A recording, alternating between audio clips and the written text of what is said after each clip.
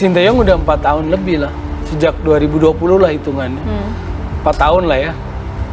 Apakah kita melihat sebuah taktikal yang lain? Bahkan ketika naturalisasi datang seabrek pun, apakah ada taktikal yang lebih dominan, lebih lain? Kan enggak. Jadi selama ini seperti itu aja begitu ya? Iya, makanya saya menyebut jurusnya satu, misalnya dalam bahasa sederhana, bahasa rakyat lah. Lalu saya bilang taktiknya monoton, karena saya lihat begitu aja. Dia kecenderungannya itu senangnya begitu, lebih cenderung defense. Maka saya bilang, ketika timnya berusaha main attacking, dominan, malah nggak bisa. Saya menganggap bahwa, makanya pertanyaan besarnya, dengan project ingin lolos Piala Dunia, apakah dia cukup mumpuni kapasitasnya? Gitu loh. Kan pertanyaan dasarnya tadi, kenapa anak U22 yang dimainkan? Iya. Bukan karena kualitas mereka ini, tapi menurut saya belum siap, bukan meremehkan iya. kan, tapi soal waktu, soal timingnya gitu. Bung Toel menilai taktik bertahan ala parkir bus yang diterapkan STY dalam beberapa pertandingan tidak efektif. Ia juga menganggap strategi tersebut tidak mencerminkan perkembangan tim di level Asia. Apalagi STY melakukan pilihan membawa pemain U22 ke skuad timnas Indonesia pada Piala AFF 2024. Ia menganggap Piala AFF 2024 adalah ajang bergengsi yang ditujukan untuk pemain senior. Makanya kan kita salah gitu. Harusnya saat ini kita ngomong bicara lawan Thailand, lawan Vietnam dalam level kepercayaan diri yang lebih mapan gitu, lebih ajak. Kalau sekarang kan kita ragu-ragu. Nah berarti kan ada yang salah. Kenapa? Karena kita tahu bahwa anak-anak yang dikirim belum pada levelnya untuk menghadapi Vietnam yang senior. Iya. Makanya kita was-was saat-saat ini gitu loh. Belum pada levelnya, artinya Iya. sebenarnya mereka mampu, cuma belum pada levelnya saja, karena lawannya juga lawan senior gitu Betul, kan. kalau pakai kiasan, jangan kirim pramuka ke medan perang. Bahkan, Bung Toel menganalogikan keputusan Sinteyong yang membawa pemain U22 untuk Piala AFF 2024 sama dengan menurunkan anak pramuka ke medan perang. Dalam pernyataannya, pria yang juga komentator itu menyebut Piala AFF 2024 adalah ajang bergengsi yang ditujukan untuk pemain senior bukan pemain U22. Bung Toel kemudian mengkritisi Sinteyong yang beralasan karena menggunakan pemain U22 padahal pelatih asal Korea itu punya hak untuk memilih pemain. Kita pengen bukan cuma juara grup B. Iya. Ini kan AFF, levelnya ASEAN. Kalau kita bicara sepak bola ASEAN, kita harus ngomong target juara, harga mati. Nggak perlu banyak diskusi dan debat. Sejak tahun 2000, sejak tahun 96 event ini ada, kita udah 6 kali ke final.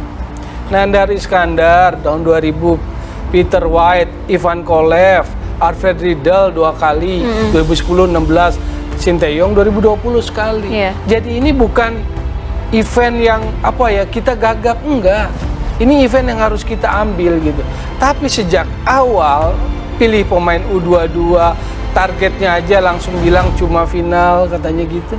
Ini kan udah nggak bener dari awal. Jadi dari menurut awal saya. udah pesimis ya. Selain itu, Bung Toel menyebut seharusnya Sinteyong memanggil pemain-pemain timnas senior yang menjadi cadangan seperti Ricky Kambuaya, Hernando Arisutaryadi, hingga Egy Maulana Fikri. Bung Toel pun meminta Sinteyong bertanggung jawab, terlebih dengan alasan-alasan yang diberikannya sepanjang Piala AFF 2024 ini.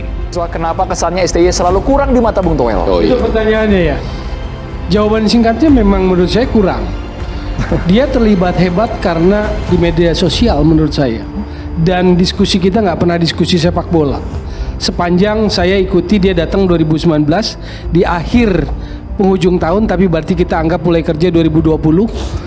Tapi itu Covid, tapi kan 2021 Piala AFF-nya. Jadi saya mengamati kinerja dia.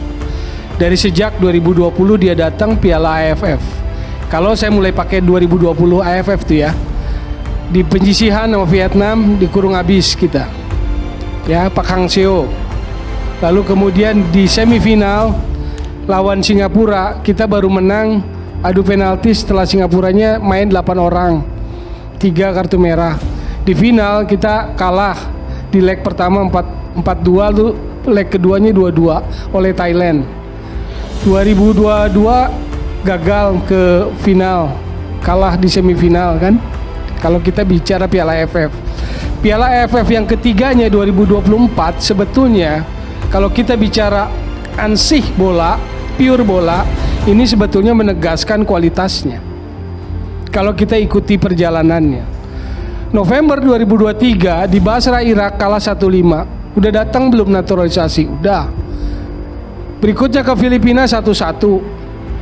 Apa yang terjadi di YouTube-nya bersama Lee Kyung Gyu yang juga adalah sebuah agensi company, itu dibilang bahwa Sekjen tidak memperhatikan perjalanan dari Irak ke Filipina. Dia sentuh Sekjen, dia gunakan alasan, dia gunakan excuse, dia colek pihak lain sebagai yang salah. Lalu masuk Piala Asia yang oleh Akmal dibilang hoki. Sementara itu, kiprah Timnas Indonesia di Piala AFF 2024 jauh dari kata memuaskan. Timnas Indonesia akhirnya tidak lolos ke semifinal Piala AFF 2024. Betul, memang disundul Kirgistan lolos ke 16 besarnya. Lalu kemudian kita lupa bahwa kalah 0-4 dari Australia gitu loh. Lalu apakah ada diskusi bola belakangan? Nggak pernah ada.